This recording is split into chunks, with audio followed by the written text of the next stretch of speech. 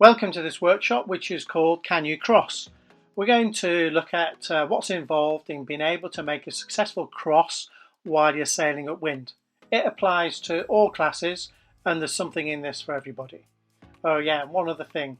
You're going to need to do some thinking as we go along. Enjoy. First of all, we're going to take a look at shifts, which affect all of our sailing. Shorter, sharper shifts and longer, slower shifts.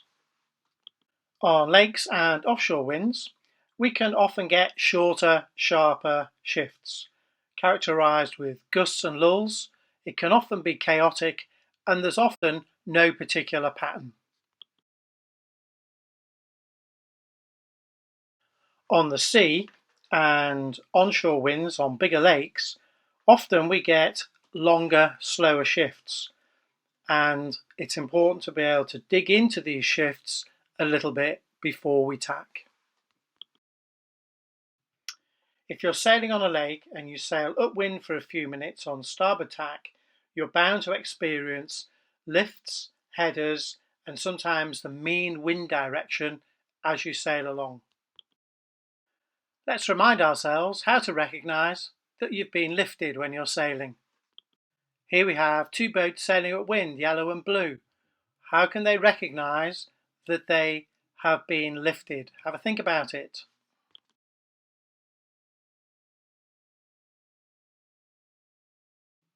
Here are some of the cues you should be thinking about.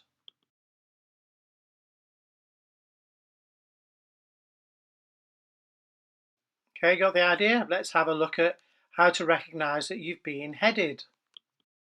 So, what are the visual cues that you're going to use to help you recognise that you've been headed?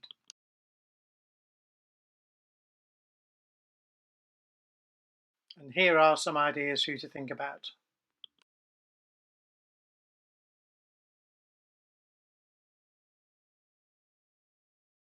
Now we're going to have a look at something called leverage. In other words, how far apart are the boats while you're sailing upwind?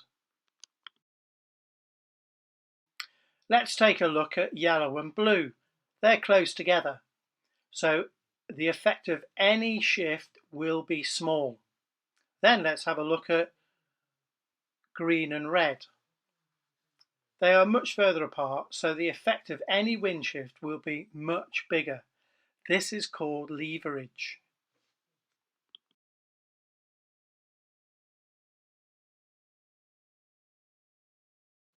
Don't forget that when you're trying to cross someone, there are some rules: port and starboard and avoiding a collision. Here's a simple framework for you to use to help you when you're trying to work out if you can cross. First of all, you predict, yes, I think I can cross.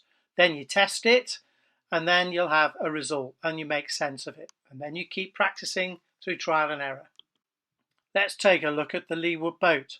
What sort of things does the leeward boat have to think about to be able to make a successful cross of the windward boat?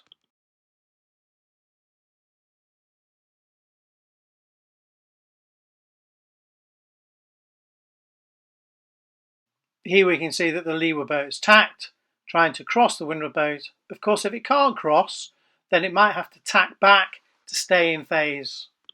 It's still important for the boat crossing to keep checking to make sure it can cross and keep clear of the boat on starboard. So let's take a look at that as a diagram. In position 3, you can see that both yellow and blue have been headed. Blue thinks it can cross and it tacks and successfully crosses yellow.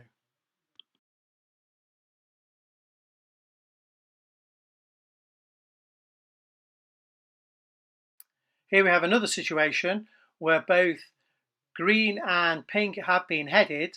Pink is far enough ahead so it thinks it can tax. It tacks, but it can't actually cross, but it's on the lifted tack and chooses to duck green instead. Let's take a look at a clip of a great game and a way of testing your skills. Here we have two boats that have come off a square start line. We've got no sail numbers to windward and a partner to leeward. Both boats are on a lift to start off with, then gradually the windward boat starts to get headed and they start to go bow to stern.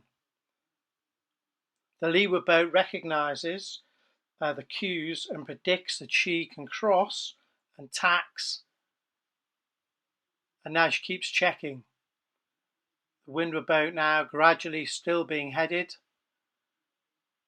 The boat that's tacked is being lifted. Successful cross. Up to now, the windward boat has had to carry on whether it's on a lift or on a header. And some of you have been saying to yourselves, but hold on a minute, the windward boat could do something to defend itself. So let's have a look at an example. So here we have yellow and blue. Both boats have been headed. Blue thinks it can cross yellow, so it tacks. Yellow recognises that it's been headed too, and it tacks to stay in phase with blue, waiting for the next shift to come. Well, that's the end of this workshop. I hope you've enjoyed it, and I hope it's made you think. Coming up next time, we're going to have a look at duck, tack and cross options while you're sailing at wind. Bye now.